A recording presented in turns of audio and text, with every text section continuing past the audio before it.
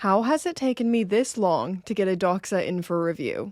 This is the Doxa Sub 300T, and depending on how you define best, this might just be the best dive watch I've had in for review, ever. I've had Tudor divers, the Rolex Submariner, the Omega Seamaster Diver 300, but there's an argument that could be made that this Doxa is better. Today we're going to be looking at the specifications, the good, the bad, and the ugly about this watch, and some of my personal thoughts as well. If you're new here, hi, my name is Brittany, and on this channel we just talk about watches in a hopefully not pretentious and joyful way. The Doxa we have in for review today is on loan from my gorgeous, fabulous friend Julian at Hands and Cogs on Instagram. Something that's extra special about Julian and this watch is that he's actually a diver, and he actually takes this watch diving with him.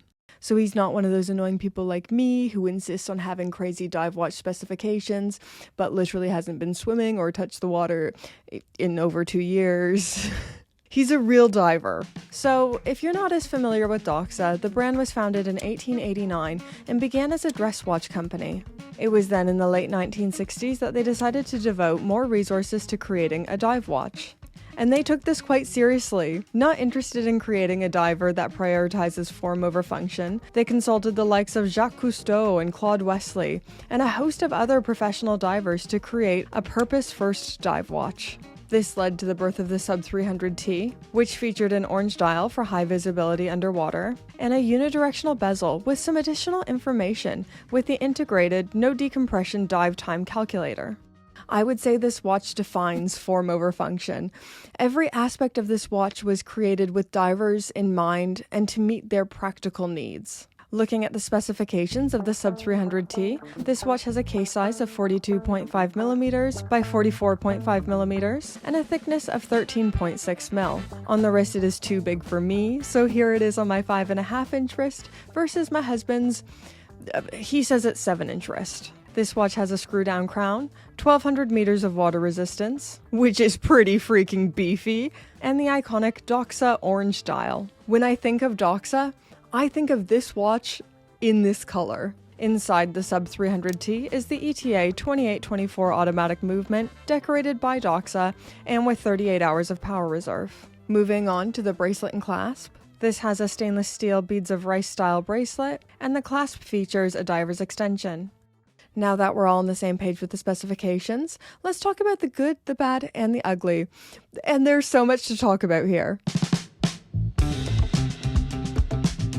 Now, before we look at the good, I feel like I should just say, watch collecting and preferences are so subjective. What I prefer and what I look for might be quite different than what you prefer and what you look for. And I think this is one of those perfect examples in sometimes a watch's best features and some of the things you love most about a watch are sometimes its worst qualities as well in its worst features, if that makes sense. I feel like that didn't make sense, but hear me out here. So for the good, the Sub 300T has a very legible dial with large, lume-filled hands and indices. The most important thing for you to see when you're diving is the minute hand. Or so I hear. I don't go diving, but I do go recreational swimming, where the most important information is also the minute hand, because my mom said you have to wait 30 minutes after eating before you go swimming so you don't get an upset tum-tum. Yeah. So Doxa has made their minute hand extra chunky, so it's the first thing your eye goes to when you look at the dial. Aesthetically, it might be something that you don't like, but it really is function over form. Next thing I love about this watch is that even though the case dimensions sound massive, the proportions are really well balanced, and it doesn't feel as big as it sounds. That's what she said. With the large dial and bezel, I think the proportions look really good with the cushion case. Keeping on with the wearing experience, I really love the functionality of the clasp and the diver's extension. The beads of rice bracelet isn't my favorite, but we'll come back to that in the next section. If there's one part of this watch that I could gush about the most, it's the bezel. The bezel has one of the best HMI, human-machine interfaces I've ever used. No bezel play, great ergonomics, and incredibly intuitive to use. Another good element is the dial color options. I love Julian's choice with the orange dial. It is the Doxa choice, in my humble opinion. But it is also available in yellow, aquamarine, white, and navy for more traditional choices. and black, which has my favorite nickname, Shark Hunter. Last but not least, for the good section, I feel like this watch encapsulates and celebrates Doxa's important place within the dive watch world. If you're into dive watches, you know Doxa's place of prominence within this world. Doxa watches were used alongside Rolex by the US Navy, French Navy divers, and Jacques Cousteau and his team. It was designed by professional divers and for professional divers. Mwah. To me, it's perfectly functional and romantic all at the same time. But I need to stop gushing now. Let's look at the bad. So for the bad section, I want to look at things that are just objectively bad.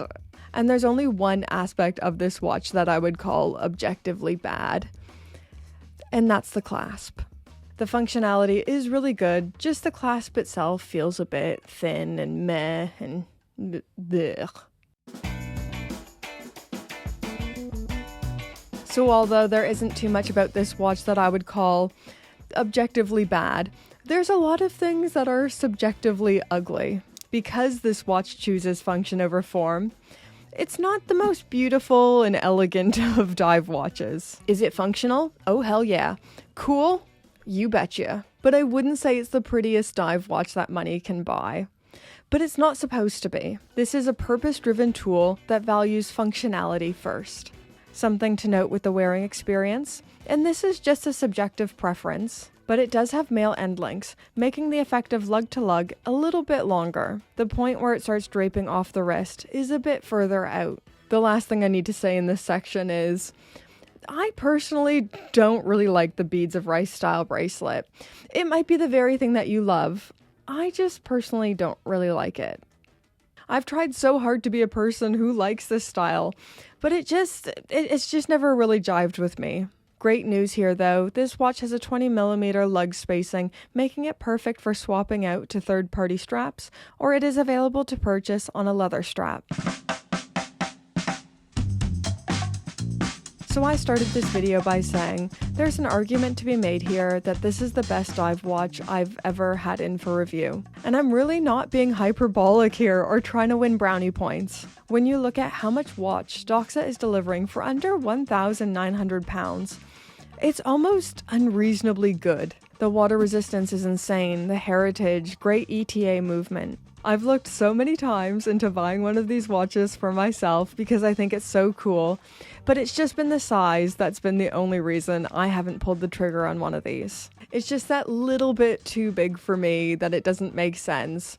And I'm not a diver, so I'm not going to sacrifice a bit of form for the functionality. It just hasn't made sense for me to buy. That's why my personal dive watch is the Tudor Black Bay 54. But when it comes to the dive watch category, I'm not sure you can beat the Sub 300T without spending ludicrous money. Anyways, guys, these are just some of my thoughts. As always, I'd love to know some of yours in those comments down below. What do you think to Doxa? What do you think to this watch, the Sub 300T? Let me know. Don't forget to do all those things to feed the algorithm gods, like, comment, subscribe. And let's thank the gorgeous, amazing, fabulous Pope tier and all tier patrons, but namely the Pope tier. Ooh, ooh, thank you, patrons. Ooh, ooh, thank you most specifically to the Pope to patrons. Thank you, Pope to patrons. Thank you, Pope to patrons. You're perfect and you've never done anything wrong in your life ever.